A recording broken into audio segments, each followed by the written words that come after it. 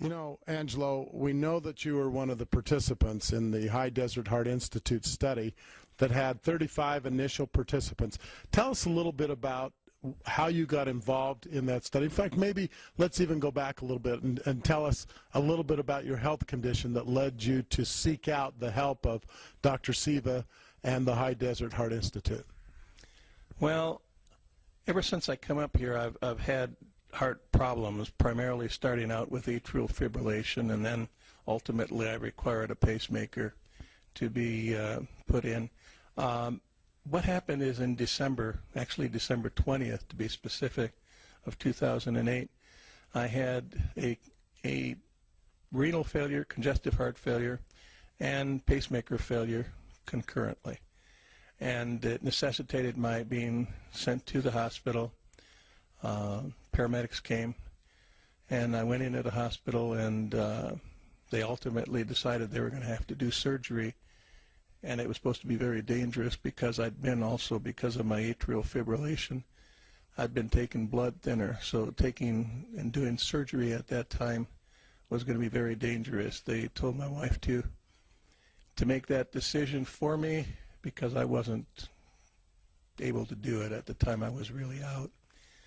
And she did. She thought, after listening to everything, the best thing for me to do is go ahead and try the surgery, which they did. And that went successful. The surgery was fine. After I got out of the hospital, for the next 5 to 6 weeks, I was in the hospital about 2 to 3 days minimum every week as a result of congestive heart failure. It basically was the real primary reason, is that nothing was happening. I had been taking all the medications possible. I was medically managed to the maximum extent, and finally I gave up. Quite honestly, I'd had enough. I got weak. I was on oxygen 24 hours a day, 7 days a week. I couldn't walk 15 feet without stopping. I couldn't even open up a bottle of water. My wife used to have to open the bottles of water for me. I was very concerned also with medical costs, and I was concerned that I didn't know what these bills were going to be because I hadn't received them yet, but I didn't want to empty the well out, so to speak, and I didn't want any good money spent after bad, if you will. So I decided to take myself out of the hospital. I asked them to remove all the IVs, and they told me that if I went home I would die. And I said, just give me the papers I need, and I'll go home, because if I'm going to die, that's where I want to be anyway. Coincidentally, that was on a Sunday, and I had a pre-scheduled appointment with the congestive heart failure clinic on Monday. Well, my wife convinced me.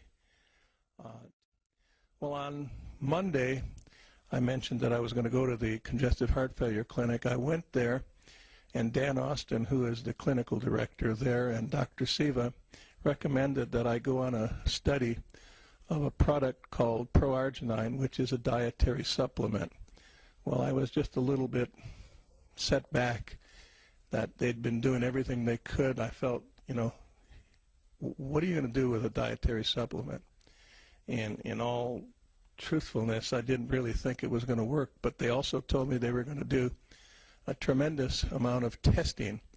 Well, the testing really hit me because they said it was going to be free, and so I could see that the medical bills were not going to be rising, and so consequently I went ahead and said, let's do it, because I was more interested in seeing what was going to be happening to me, whether I had a week to live or 7 days or 2 days. I was expecting things to go down, and I wanted to have access to all of that information.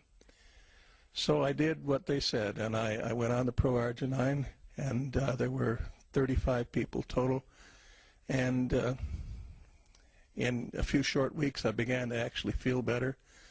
I wasn't sure at that time whether I was feeling better or I was thinking I was feeling better.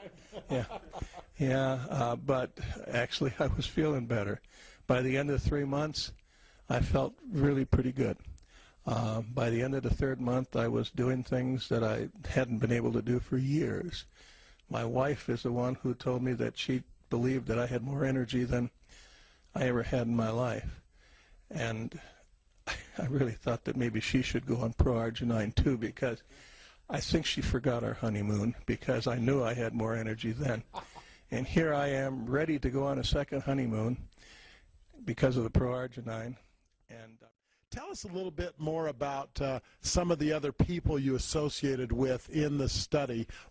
How serious were these people who were involved in the study, and were they handpicked because of certain situations, or were they all pretty much in a similar situation as you were?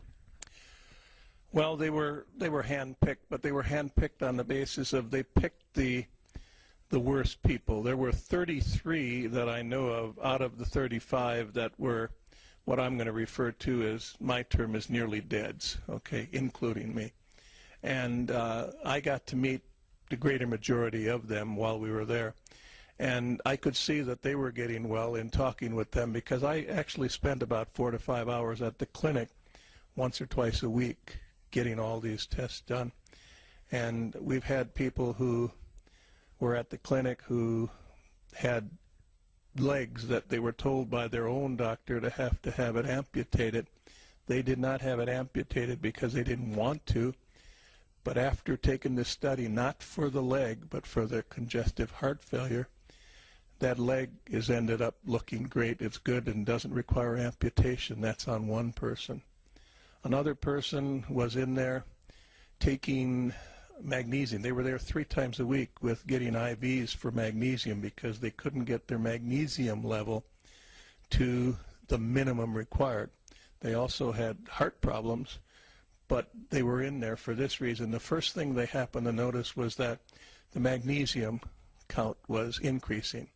By the end of the 3 months, they were not using hardly any of the magnesium. The magnesium level had gotten back into the normal range, and the person was taking magnesium tablets as well as IV medication direct. And there's no magnesium in the product. That's the interesting thing. So it obviously seems to be helping the absorption of the magnesium that people were getting otherwise. Well, from my engineering background, I figure that what it's doing is making the body operate more efficiently, because magnesium is an element. It has to come from the food, and consequently the body is then taking and processing that and providing more magnesium to the body. Yes. What was the attitude